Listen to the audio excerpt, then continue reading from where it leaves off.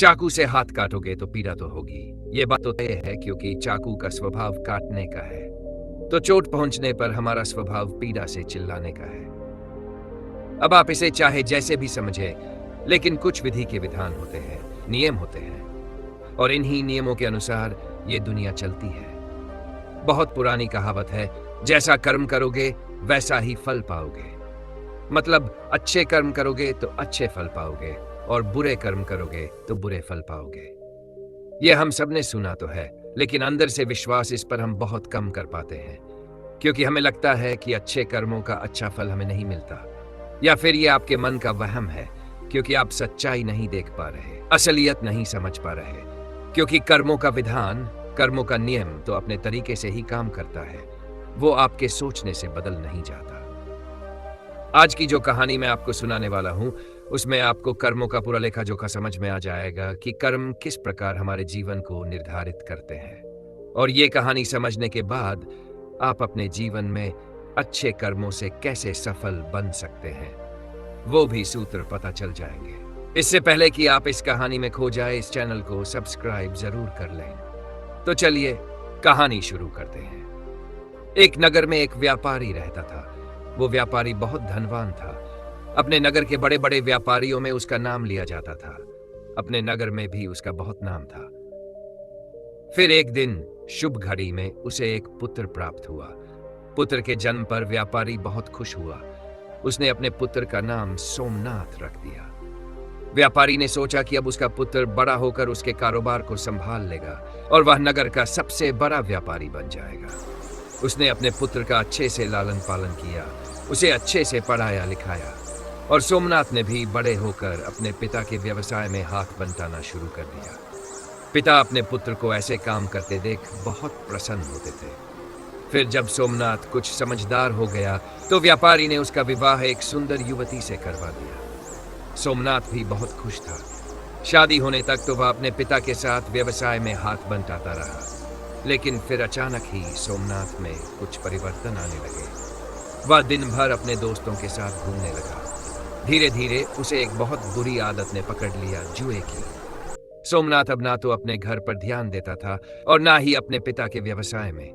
बुढ़ापे के कारण उसके पिता व्यापार की देखभाल नहीं कर पा रहे थे, और सोमनाथ तो पिता के कमाए धन को जुए में उड़ा रहा था। व्यापार की देखभाल ना होने के कारण धीरे धीरे व्यापार में नुकसान होने लगा। सोमनाथ के पिता ने उसे बहुत समझाया, मैंने इतनी मेहनत से यह व्यापार खड़ा किया है, तुम इस जुए की गंदी आदत को छोड़ दो, नहीं तो एक दिन ऐसा आएगा जब तुम्हारे पास कुछ भी नहीं बचेगा, कोई तुम्हारा साथ नहीं देगा, फिर तुम पछताओगे, इसलिए समय रहते संभल जाओ। लेकिन सोमनाथ ने पिता की एक भी बात नहीं सुनी, वो उनकी बातें देता था। ऐसे ही समय बीतता गया।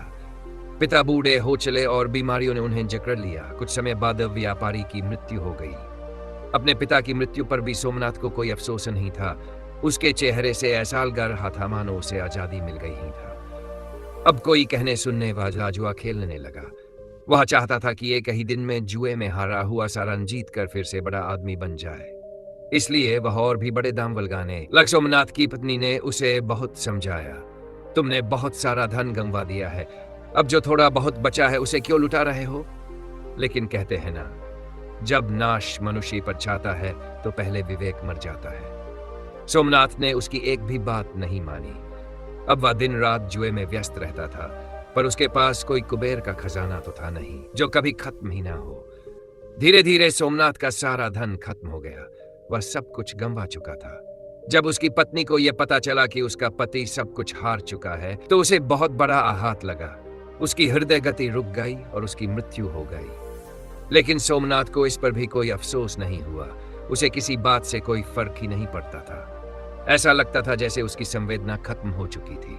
अब तो वह कर्ज लेकर भी जुआ खेलने लगा और वह धन भी हार गया। जुआ एक ऐसी लत है जो जीतने की उम्मीद देती है, लेकिन जीत कभी नहीं मिलती।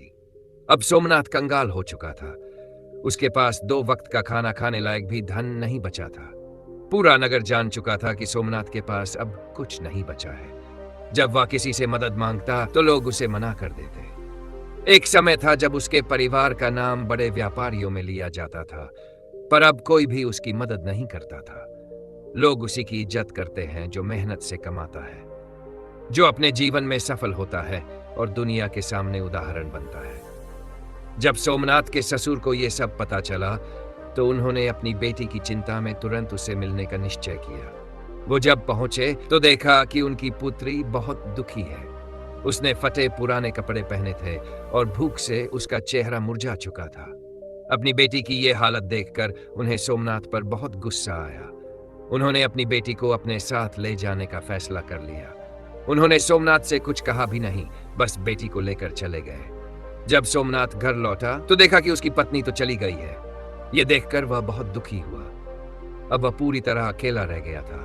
ना पैसा था, ना पत्नी, ना माता पिता, सब उसे छोड़ चुके थे। अब उसे अपने पिता की हर बात याद आने लगी जो उन्होंने उसे समझाई थी। वह अपने आप से बातें करने लगा। एक दिन था जब मैं नगर के बड़े व्यापारियों में गिना जाता था और आज खाने तक के लाले हैं। अब उसने निश्चय किया कि वह फिर से मेहनत करेगा और व्यापार खड़ा करेगा। वह अपने ससुर से मिलने के लिए चल पड़ा ताकि उनसे थोड़ा धन उधार लेकर फिर से शुरुआत कर सके। सुबह होते ही वह निकल पड़ा। ससुराल पहुंचकर वो अपनी हालत को देखकर रोने लगता है। अपने फटे पुराने कपड़ों को देखकर वो सोचता है कि वो अपने ससुराल में ऐसे फटे पुराने कपड़ों में तो नहीं जा सकता। मैं साफ सुथरे कपड़े पहनकर ही अपने ससुर से मिलने जाऊंगा, और अगर मैं फटे पुराने कपड़ों में ससुराल गया तो मेरी बेटी खुशी और इज्जत भी खत्म हो जाएगी। ये सब सोचकर वह इधर उधर देखने लगा। उसकी नजर एक कपड़े की दुकान पर पड़ी, लेकिन शाम हो जाने के कारण वह दुकान बंद हो चुकी थी। सोमनाथ ने निश्चय किया कि वह सुबह तक वहीं इंतजार करेगा। जैसे ही दुकान खुलेगी वह अपने ससुर का नाम लेकर कपड़े खरीद लेगा, और जब ससुर जी से पैसे मिलेंगे तब वह उस दुकान का उधार चुका देगा। अपने फटे पुराने कपड़ों में ससुराल वालों के घर जाने से अच्छा है कि मैं एक रात इस दुकान के बाहर ही गुजार दूं। ये सब सोचकर सोमनाथ उसी कपड़े की दुकान के बाहर ही सो जाता है। भूख के मारे वह इधर उधर करवटें ले रहा था। तभी उसने देखा कि एक युवक चुपचाप दुकान के भीतर जा रहा है। उस युवक के भीतर जाने के कुछ देर बाद ही एक स्त्री भी दबे पांव उसी तरफ आई और दुकान के अंदर चली गई। सोमनाथ को वो स्त्री अंधेरे में भी जानी पहचानी लग रही थी।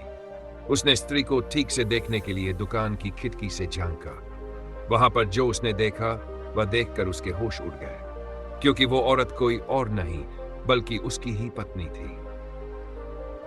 फिर सोमनाथ ने अपनी पत्नी और उस युवक की बातें ध्यान से सुनी। उसकी पत्नी उस युवक से कह रही थी, मेरे प्राण प्रिय, मैं तुमसे बहुत प्रेम करती हूं और मैं तुमसे विवाह करके पूरी जिंदगी तुम्हारे साथ रहना चाहती हूं। मैंने आज तुम्हें यहाँ एक राज की बात बताने के लिए बुलाया है, ताकि हम विवाह करने के बाद आराम से रह सके और हमारे पास किसी चीज की कोई कमी ना हो। उस युवक ने उत्सुकता से पूछा, कौन सा राज? तुम किस बात की बात कर रही हो? फिर सोमनाथ की पत्नी ने कहा, मेरे ससुर जी बहुत तजुर्बेकार व्यापारी थे। उन्होंने जीवन भर बहुत कठिन परिश्रम करके खूब सारा धन कमाया था। उन्होंने 4 घड़े सोने के सिक्कों से भरवाकर मकान के चारों कोनों में गाड़ दिए थे। ये उन्होंने इसलिए किया था ताकि बुरे समय में उस धन का उपयोग किया जा सके। उन्होंने अपने जुआरी बेटे को इस बारे में कुछ नहीं बताया, क्योंकि उन्हें डर था कि कहीं वो इसे भी जुए में न उड़ा दे। अब तुम जल्दी से मेरे ससुराल जाओ और मेरे पति से वो मकान खरीद लो। वो तुम्हें मकान आसानी से दे देगा, क्योंकि उसने अपनी सारी जमा पूंजी जुए में हार दी है। फिर तुम मकान के चारों कोनों की खुदाई करना और उन घरों को अपने कब्जे में कर लेना। उसके बाद हमें कभी धन कमाने की जरूरत नहीं पड़ेगी और हम पूरी जिंदगी खुशी से रहेंगे। अपनी पत्नी के मुंह से ये सब बातें सुनकर सोमनाथ को बहुत दुख हुआ। वह सोचने लगा, आज मेरी बुरी आदतों की वजह से मेरी पत्नी मेरी नहीं रही। वो किसी दूसरे पुरुष के साथ होली है और उसके साथ विवाह करने की योजना बना रही है, लेकिन मैं ऐसा कभी नहीं होने दूंगा। मैं अपने पिता की कमाई हुई दौलत को इस आदमी के हाथों नहीं जाने दूंगा। माना कि मैं बुरी संगत में पड़ गया था, मुझे जुए की लत लग गई थी, लेकिन अब मुझे सब समझ में आ चुका है। अब मैं अपने पिता की दौलत को इस तरह लूटने नहीं दूंगा। ये सोचकर सोमनाथ तुरंत अपने नगर के लिए निकल पड़ता है। सुबह होते होते वह अपने घर पहुंच जाता है।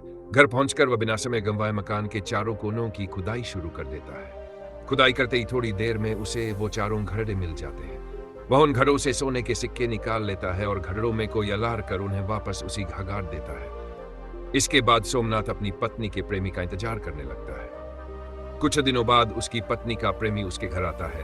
वह आकर कहता है, मैंने सुना है कि यह मकान बिकने वाला है। मुझे यह मकान चाहिए क्योंकि मैं इस नगर में अपना व्यवसाय शुरू करना चाहता हूं। मुझे घर की जरूरत है और तुम्हें पैसों की। हम दोनों की जरूरतें पूरी हो जाएंगी। सोमनाथ तो इसी मौके का इंतजार कर रहा था। उसे उस आदमी की सारी योजना पहले से पता थी। उसने तुरंत मकान उसे बेच दिया और फिर सोमनाथ मकान बेचने से मिली रकम और सोने के सिक्कों को लेकर दूसरे नगर चला गया ताकि वहां जाकर नया काम शुरू कर सके। वहां पहुंचकर उसने व्यापार शुरू किया। शुरू में उसे बहुत कठिनाई हुई, लेकिन उसने खूब मेहनत की और अपनी बुरी आदतों को छोड़ दिया। व्यापार में कभी कभी उतार चढ़ाव आते रहे, लेकिन उसने हिम्मत नहीं हारी। कुछ ही समय में उसने खूब सारा धन कमा लिया। उसी नगर में रहने वाले एक सेठ की नजर सोमनाथ पर पड़ी। सेठ ने सोचा, यह युवक बड़ा ही मेहनती है। इतने कम समय में इसने अपने व्यापार को बुलंदी पर पहुंचा दिया है। मैं अपनी बेटी की शादी इसी से कर देता हूं। सेठ ने सोमनाथ के पास जाकर विवाह का प्रस्ताव रखा। सोमनाथ ने भी प्रस्ताव स्वीकार कर लिया। सेठ ने अपनी बेटी की शादी सोमनाथ से कर दी। अब सोमनाथ के पास सब कुछ था, धन, इज्जत और एक सच्चा जीवन साथी। उधर उसकी पुरानी पत्नी का प्रेमी जब उस घर में गया और चारों कोनों की खुदाई की तो उसे सोने के सिक्कों के बजाय कोयले से भरे 4 घड़े मिले। उन्हें देखकर वह छाती पीट पीट कर रोने लगा। उसे अपनी प्रेमिका सोमनाथ की पत्नी पर बहुत गुस्सा आया। वह सोचने लगा, काश मैंने उसकी बात नहीं मानी होती। मैंने अपनी सारी जमा पूंजी गंवा दी। सोना तो मिला नहीं, ऊपर से जीवन की कमाई भी चली गई। फिर उसने सोमनाथ की पत्नी को भी सबक सिखाने के लिए छोड़ दिया। उसने कहा, तूने मुझे ठगने की कोशिश की है, मेरी सारी जमा पूंजी बर्बाद कर दी। अब मेरे पास कुछ नहीं बचा है। आज के बाद कभी मुझे अपना चेहरा मत दिखाना। वह वापस अपने गांव लौट गया। उधर सोमनाथ ने अपनी गलती से सीख ली थी, बुरे कर्म करोगे तो परिणाम बुरा ही प्राप्त होगा। इस कहानी से हमें क्या सीख मिलती है? कहानी की शुरुआत में सोमनाथ जुए का आदी था, इसलिए उसका सब कुछ चला गया, धन, सम्मान, यहां तक कि उसकी पत्नी भी। यह उसके बुरे कर्मों का परिणाम था। लेकिन जब उसे अपनी गलती का एहसास हुआ, तब उसने अपने जीवन को बदल लिया। इससे हमें यह पता चलता है कि चाहे हमने जीवन में कितने भी बुरे कर्म किए हों, लेकिन अच्छे कर्मों की शुरुआत कभी भी की जा सकती है। हर समय नया आरंभ करने के लिए अनुकूल होता है। दूसरी ओर यह कहानी यह भी सिखाती है कि अगर हम बुरे समय में अपनों का साथ छोड़ दें या उन्हें धोखा दें, तो उसका भी बुरा परिणाम होता है। सोमनाथ की पत्नी ने जब अपने प्रेमी के साथ मिलकर चाल चली, तो उसे सब कुछ गंवाना पड़ा, धन, प्रेम और अपनी इज्जत तक। तो दोस्तों, कैसी लगी ये कहानी? कमेंट सेक्शन में जरूर बताइए। और अगर अच्छी लगी हो तो इस चैनल को सब्सक्राइब जरूर कर दीजिए। मिलते हैं अगली किसी कहानी में। तब तक के लिए अपना ख्याल रखिए।